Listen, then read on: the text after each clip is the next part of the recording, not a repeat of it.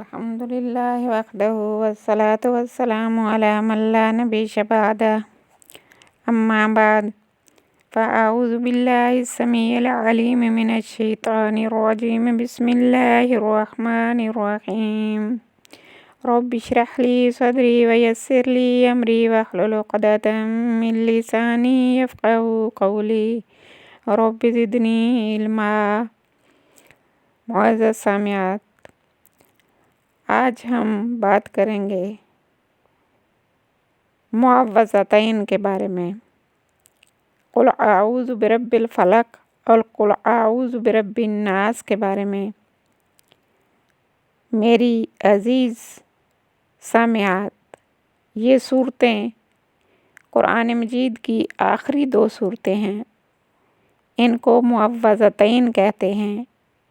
ان 2 صورتوں کی بڑی فضیلت آئی ہے. تکلیف دینے والی چیزوں اور مخلوق کی شرارتوں سے محفوظ رہنے کے لیے ان 2 صورتوں کا پڑھنا بہت ہی زیادہ نافع اور مفید ہے.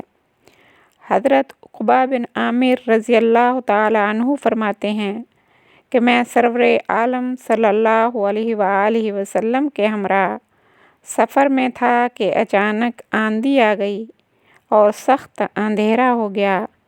حضور اقدس صلی اللہ علیہ وآلہ وسلم سورہ قل اعوذ برب الفلق اور قل اعوذ برب الناس کے ذریعے اس مصیبت سے اللہ کی پناہ مانگنے لگے، یعنی ان دونوں صورتوں کو پڑھنے لگے، اور فرمایا کہ عقبہ ان 2 صورتوں کے ذریعے اللہ کی پناہ حاصل کرو، کیونکہ ان جیسی اور کوئی چیز نہیں ہے جس کے ذریعے کوئی پناہ دینے والا پناہ حاصل کرے. حضرت عبداللہ بن خبیب فرماتے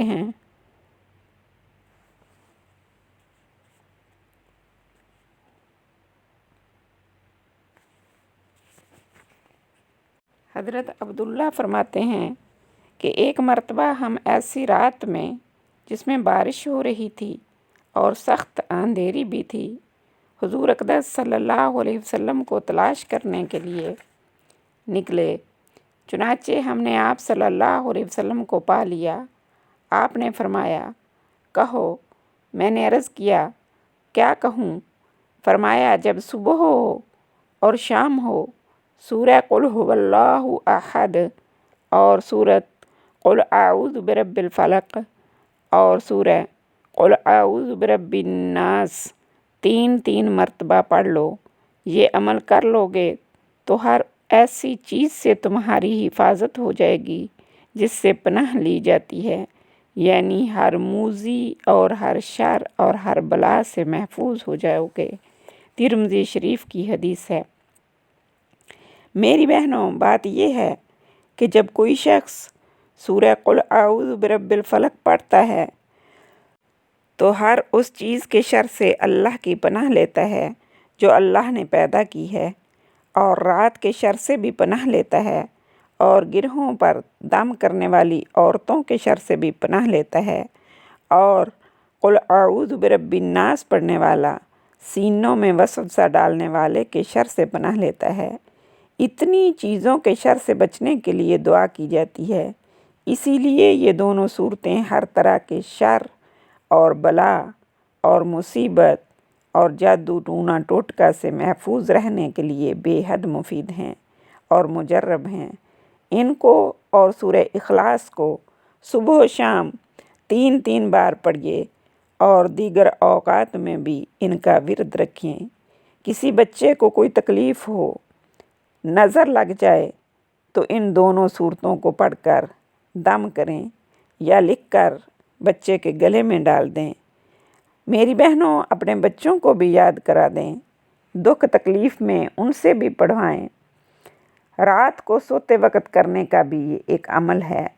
حضرت عائشہ صدیقہ رضی اللہ تعالی عنہا کا بیان ہے کہ روزانہ رات کو جب حضور اقدس صلی اللہ علیہ وسلم بستر پر تشریف لاتے تو سورہ قل هو اللہ احد یعنی سورہ اخلاص اور سورہ قل اعوذ برب الفلق یعنی سورہ فلق اور سورۃ قل اعوذ برب الناس یعنی سورہ ناس پڑھ کر آپ صلی اللہ علیہ وسلم ہاتھ کی دونوں ہتھیلیوں کو ملا کر ان میں اس طرح پھونک مارتے تھے کہ کچھ تھوک بھی پھونک کے ساتھ نکل جاتا تھا۔